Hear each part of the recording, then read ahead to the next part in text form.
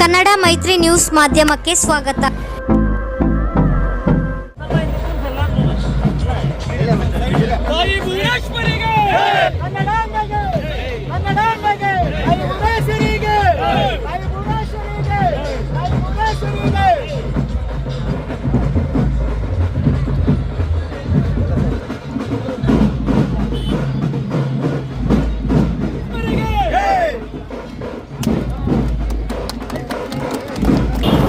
ಶಿಡ್ಲಘಟ್ಟಕ್ಕೆ ಬಂದ ಕನ್ನಡ ರಥವನ್ನು ಅದ್ದೂರಿಯಾಗಿ ಸ್ವಾಗತ ಮಾಡಿದ ಶಾಸಕ BN ರವಿಕುಮಾರ್.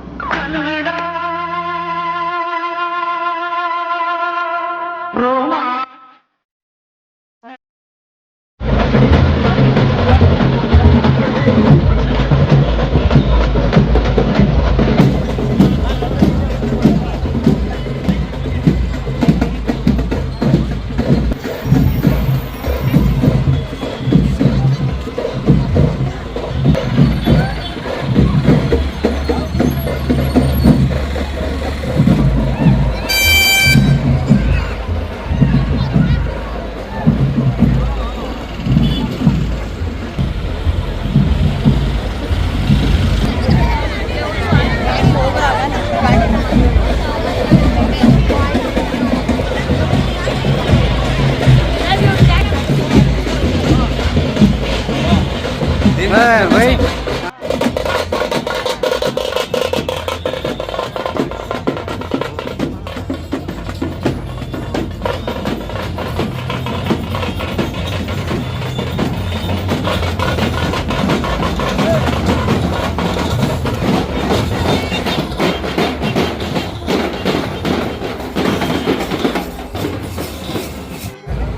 ಮೆಟ್ಟಿದರೆ ಕನ್ನಡ ನಾಡನ್ನು ಹುಟ್ಟಬೇಕು, ಮೆಟ್ಟಿದರೆ ಕನ್ನಡ ಮಣ್ಣನ್ನು ಮೆಟ್ಟಬೇಕಂತೇಳಿ ಅದು 100% ಸತ್ಯ.